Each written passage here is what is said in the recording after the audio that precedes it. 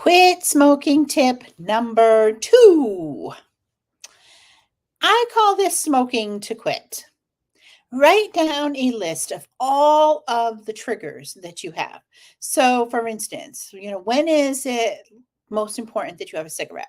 So, like getting up in the morning with your coffee, driving, with your meals, before meals, after meals, hopefully not during meals. Um, on a break, right before you go to bed at night, whatever those triggers are, right? Write them all down. And then create a list of 1 to 10, right? So 1 or 0 to 10, right? 0 means I can do that activity and I have absolutely no desire to smoke at all whatsoever. And a 10 is I cannot imagine doing that activity without a cigarette, right? Start with your 10s. And then what I want you to do is look at those and say, what can I do instead? What can I do instead? So the habit lives in the unconscious mind, and the unconscious mind learns by repetition. So one of the ways is to start training your unconscious mind to do something else instead. You weren't born a smoker, right? You had to learn the habit of smoking. So learn the habit of not smoking, right? That's it. Learn the habit of becoming a non-smoker. And start with those 10s and say, this is so a lot of my clients smoking while they're driving is a big one.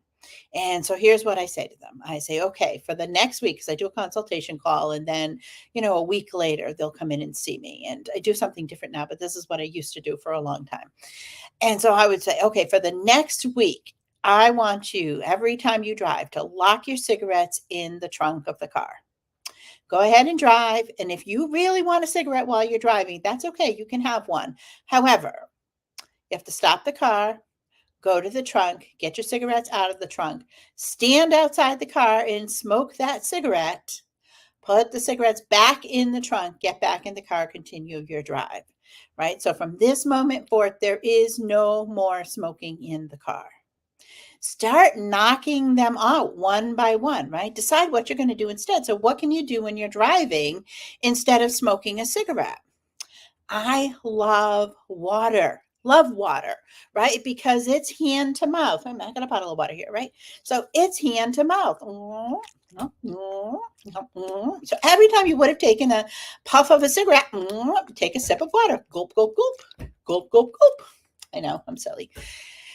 So then you start creating the habit that now every time you get in the car, got to have your bottle of water. You're like, okay, got to have my water. And that becomes your go-to instead of having the cigarette in the car. So do this with every single thing that is a 10. Once you've got all the 10s knocked out and you can do all of those activities without a cigarette, start hitting your 9s and say, okay, what can I do instead? The unconscious mind doesn't like a void. So if you take something away, you want to choose what you're giving it back so that you're choosing a healthful habit. This is especially important for people who don't want to gain weight when they quit smoking. And that's a big concern people bring to me all the time. So you want to replace it with healthy habits. And you know what? Water is a really great healthy habit. Flushes your system of all the toxins, helps to get rid of all of the bad stuff that the, nicotine, has been doing to your system. And it's just so good and healthy, and you're not going to gain a single pound from drinking water.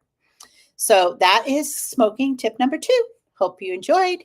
This is Rebecca with Mind Over Matter Hypnosis, and I hope that you are having a wonderful day.